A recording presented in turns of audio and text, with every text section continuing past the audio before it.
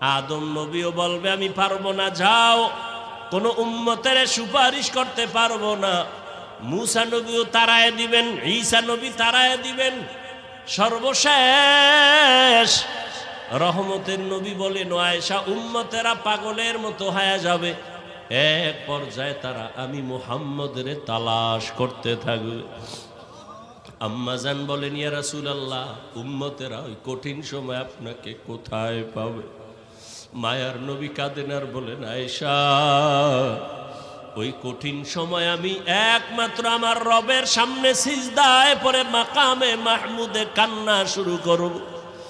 মুসা নবী কাঁদবেন নিজের জন্য, ঈসা নবী কান্না করবেন নিজের চিন্তায়, আদম নবী কাঁদবেন নিজের চিন্তায়, আর আমি মুহাম্মদ কান্না করব, একবারও বলবো না আমার কথা, আমি বারবার বলবো আমার উম্মতের কি উপায়।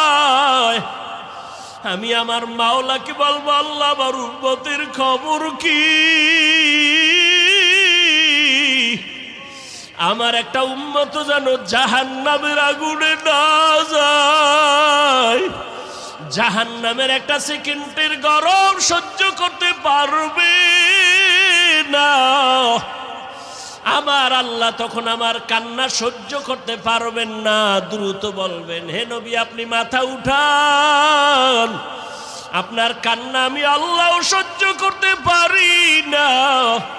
আমাকে তখন আমার আল্লাহ বলবে, যান আপনার উম্মতগুলো